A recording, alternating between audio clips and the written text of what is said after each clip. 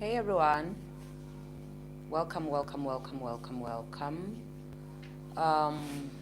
This YouTube thing is so terrible, guys. Let me just give it some live.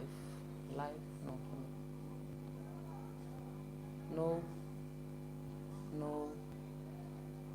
Let's just keep it there. Happiness. Everybody happy. No. Oh Jehovah. Hey everybody, welcome, guys. So today I decided to do a little story time. It's not so pleasant because if you can see the heading there, I don't know whether it's visible or not, and also I don't know if I'm audible or not. So you will tell me if I'm audible, and I want to do a story time. You guys, it's not. I think on the thingy on the topic there, I said staying is hard, but leaving is even harder. And also, Loco Vera, my love, you can't hear and see you. Or we can, you can. Oh, awesome, guys. I've been getting positive feedback about the audio. Thank you. I've been trying to just improve on the audio and the video quality as well, but then the ones that I have to do a live streaming, obviously I love doing live streamings because it's like a real thing. It's like I'm here, I'm with you. So Jay, it's just so believable because it's not even recited. Whatever that I'm gonna be sharing, it's as real as they come. So today I wanted to speak about something which happened yesterday, and I felt the need to share this because a lot of people, it's so scary for me because a lot of people always say that they draw inspiration from me. They realize that, you know what, we can actually leave a toxic relationship, a toxic marriage, simply because we see you doing it, we see you, thriving, we see you just, living your best life. And I don't even want to lie, I am living my best life right now. I am enjoying right now. I am just free, okay? But I need to be open and honest as I can possibly be, so that anybody who wants to do what I did, or who wants to draw inspiration from me to get out of a toxic or a painful marriage, they should get out knowing that it's not as easy as it looks. It's just that I personally have a very strong support structure, and also I believe in the strength that I have from the inside of me. So it makes it so much easier for me to actually walk and keep walking. And I always have to go back and remind myself why I'm doing it in the first place. So because of that, it's so much easier for me to keep walking, because I'm at a place where even if I was afforded an opportunity to go back, I would never go back. And if I was afforded an opportunity to keep going, I would keep going. But staying where I am right now also is not a thing that I would want to do. So that is why I'm here today. And I want to share with you a story which happened yesterday, which triggered me. My gosh. If you can look at the videos that I posted yesterday, especially on the other apps, you will see that I was looking beautiful, I was happy. But my day didn't start like that. It didn't start that happening, that happy, that everything. It only happened as the time was progressing, because in the beginning of yesterday, oh gosh, I was triggered, I was down, I was crying, I was just everything bad and everything negative. But unfortunately, because my episodes are very short, and I don't even like taking pictures or videos of me having my episodes, because I mean, who wants to see that? Who wants to see that?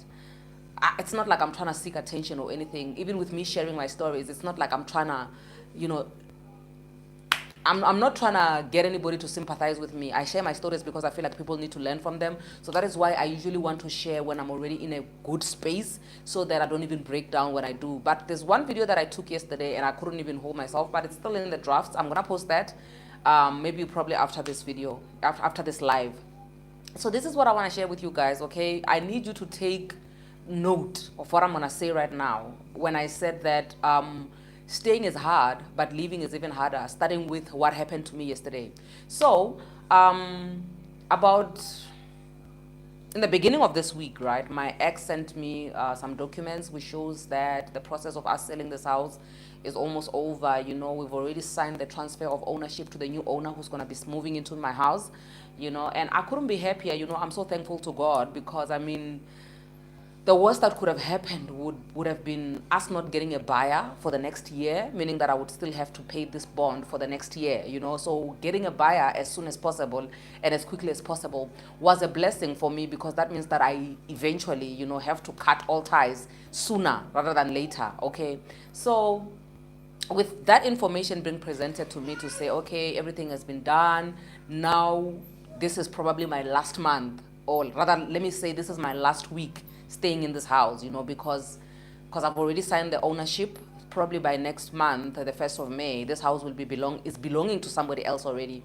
So I need to be moving out of this house, you know. And remember, the reason why I couldn't move out in the first place was because I can't afford to pay the bond and pay rent somewhere else, you know. So I would rather stay here until everything has been sorted out, so that when I move out, I move into a new place, at least I can pay my rent and still have change, you know, instead of me just paying double, right?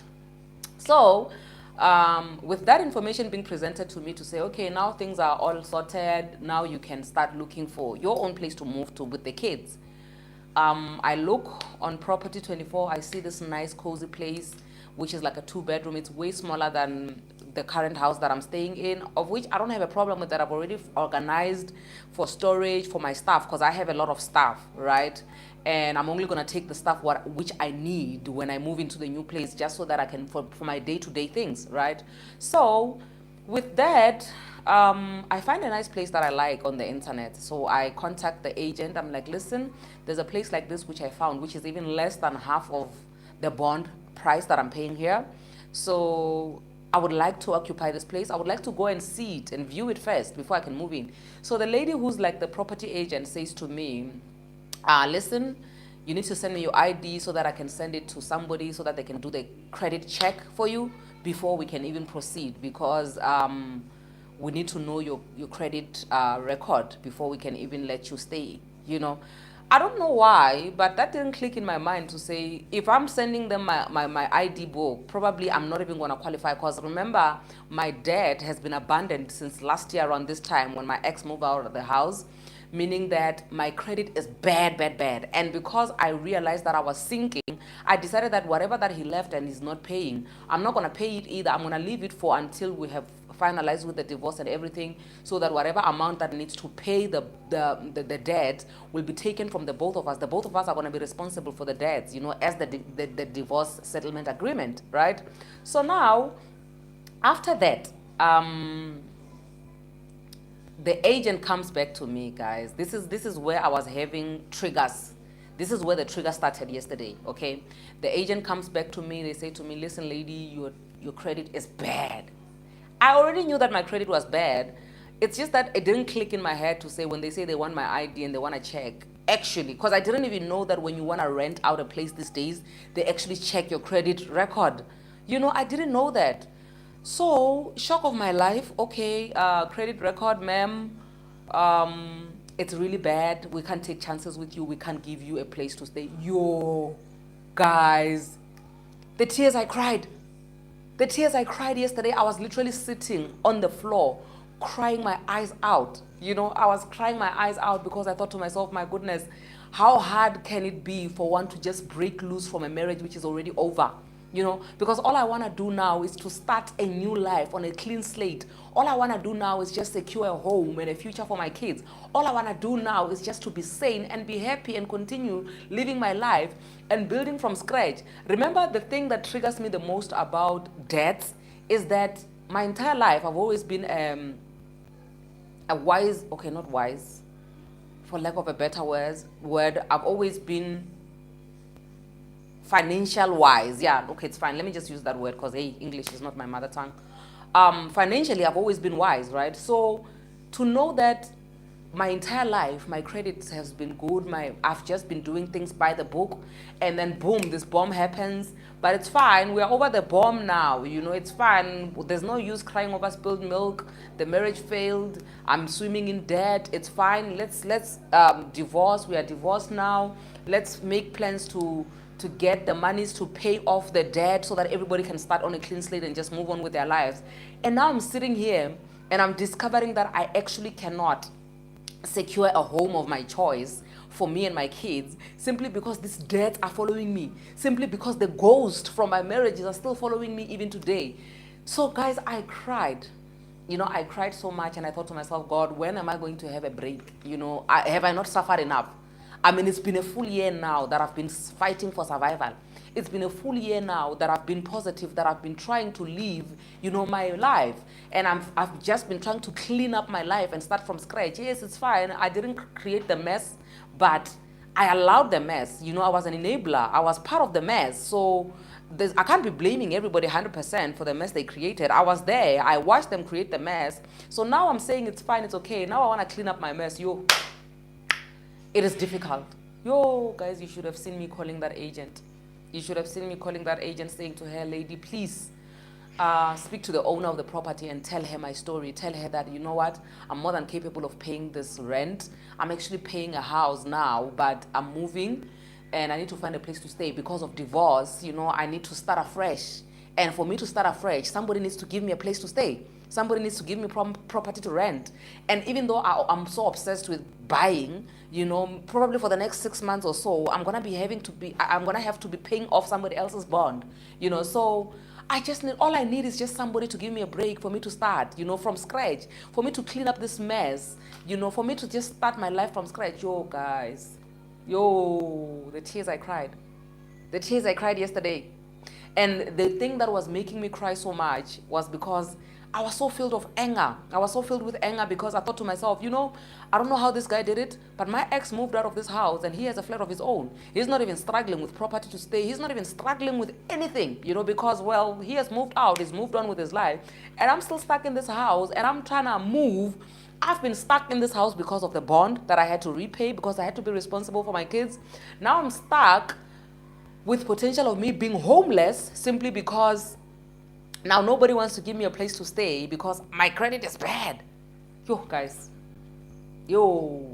And now the reason why I'm saying that living is hard, staying is hard, but living is harder, is because had I chosen to stay, I was still going to be struggling in my marriage, struggling financially, and otherwise. But me choosing to leave is even harder because now it demolishes everything and it requires me to start from scratch for real, and on my own with all these triggers and all these things which are happening, So that's why I'm saying that staying is hard, but living is even harder. So before you say you want to leave, before you say, well, Madam Speaker did it, I can also do it, I need you to understand that it's not easy. Even for me, in as much as I'm always positive all the time, in as much as I will never regret my choice of leaving because it was the best thing that I could do for myself, but at the end of the day, it doesn't make it any easier. It's hard. It's hard. Somebody was asking me when I was at home last weekend to say to me, are you now at peace with your ex? Are things okay now with your ex? And I was honest enough to say, listen, when it comes to parenting and everything, well, I'm not 100%, but it's okay. I'm not complaining. I'm not one to complain. I'm not a control freak, If he feels like his parenting is the best parenting, then I will allow him to parent the way he wants, because I don't have a say. There are so many things which he did when we were married that I wasn't happy with. So what makes me think that now when we divorce, he's going to listen to me and things I don't like and things that I like? So I might as well just leave him to do his thing, right? Cool. So now I say to them, it's going to be very difficult for me to say I'm okay with him, I'm civil with him, everything is perfect, because in as much as I'm always preaching that that guy that I was married to is a good guy, has got a good heart, but at the end of the day, the triggers that I have on a daily basis, the bitterness, the anger, all these things that I'm having, all the pain that I'm feeling today right now, is because of him, right? He's part of this. So it becomes a problem and it becomes difficult for me to actually even have it in me to say, I'm civil with him, I'm okay with him, I'm peaceful. Him and his entire family, I literally do not want to see those people in front of me, And I realize that it's okay. I don't have to forgive people. I don't have to be okay with people immediately, I will be okay with them when the time is right. And I said to, I think it was my stepmom who was asking me, and I said to her, listen, I think I'll be okay with this guy probably after I have moved out of this house and we have settled everything. Then I will have less triggers, less things to trigger me about the marriage and the divorce and everything. And then I have started my own life and I have my own house now. I have my own everything. Once I get my feet on the ground and I start building for myself without having to to have things which always take me back to him, I think then and only then I will say I'm okay with this person. But right now, like yesterday, for example, when I was sitting down, I hated this person so much. I hated this person so much. And I was having a conversation with a friend of mine who was saying, I posted a video of me crying, because I'm finally divorced, and people thought I'm crying because I miss this person. I mean, when I filed, I filed because I knew what I was doing. So there's no way you can, because remember, divorce is not something which happens overnight. You think about it. Like I said, I should have divorced in 2019, but today we are what? We are in 2022. I divorced in 2 years later in 2021. But it has been there, it has been happening, or it has been, we could see that this is where this thing is headed. So meaning that there's never going to be a day where I would sit and say, I miss this guy, I miss this, I miss that. So there's no way that even when I cry, even when I have triggers, I would be crying and getting triggers because I miss him and I want him back and I wish things could have worked out. No, I wish things can work out for me with somebody else. I wish things can work out for me or for him with somebody else. But at the end of the day, it could never be me crying or getting triggers because I wish things could work out with me. That is why even when I would find out things like, or when somebody would say, because I remember the other day on Facebook, I posted a video, right? And somebody commented on the comment section, posted a picture of my ex with some girl. It's like, yeah, he's handsome anyway. You were never his type anyway. I didn't even respond to that nonsense because, well, you can have him. Even my best friend can have him. You know what I mean? So that's why I'm saying that I need to be open and honest about triggers to say, guys, triggers are there. And thankfully for me, because when I was attending counseling last year, which I still feel like I need to go back this year, but not because of the divorce, but simply because, we all need counseling, just, from time to time. Therapy, it's good to just keep a good track record of your mindset and just your brain to say, this is where I am and whatnot, So I feel like I need to still go back there, and I'm going to go back there. But when I was still attending therapy, it was when I was still in it, when I was still in it, it was doing its work, it was doing its job, and I'm glad for the outcome that came out of it.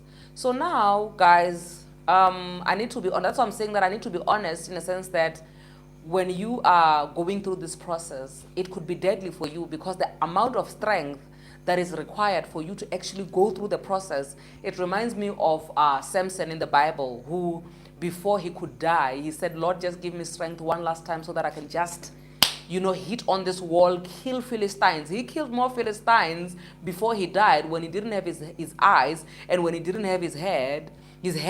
He killed more Philistines then than he did when he was still alive and was still Samson, the strong man, So what I'm saying is that divorce requires that much strength. Divorce requires that much strength for you to fight, because it could be your last fight. When you fight, it could be you fighting to survive or you fighting to die. It could be the death of you. It could be the end of you. And I need to say these things because people come here running. They see me, they're posting, they're commenting on my stuff saying, you inspired me to start the process. You made me realize that actually doing this thing is simple, it's easy, I can actually get it done. If you can do it, I can also do it. I need you to understand that yes, you can do it, you will do it, but it requires more strength for you to get out than it requires more strength for you to stay. It requires more strength. It requires, it is more painful to get out than it is to stay, because when you are staying, it's painful, but the pain is bad, but it's, it's stable. It's stable, But when you now want to get out, Ziakala. When you want to get out, Ziakala, because that's like you last kick of a dying horse, it's do or die. It's either you win or you will die in the process. So I need this to be out there. Guys, come on.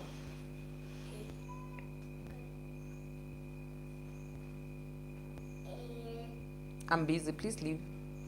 Please go watch TV or something.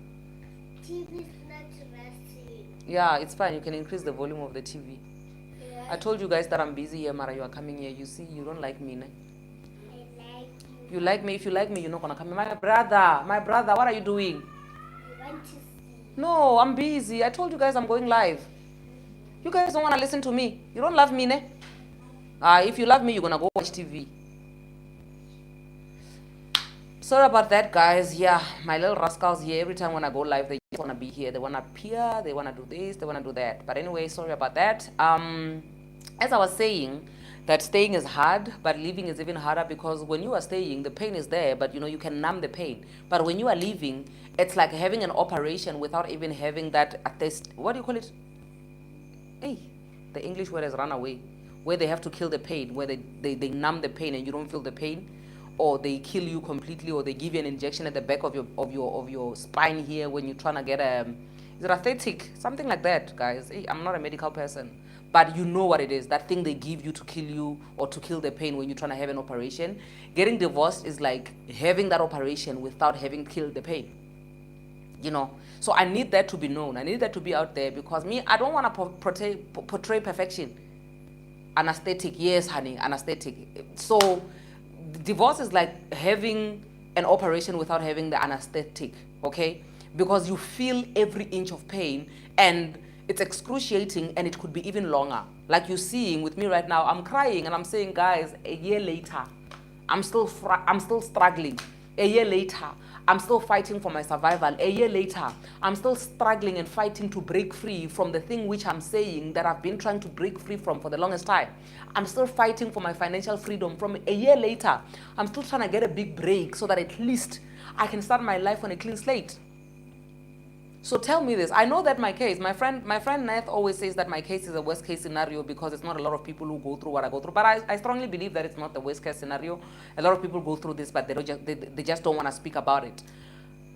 This so-called worst case scenario, guys, excuse me, this so-called worst case scenario could happen to anybody.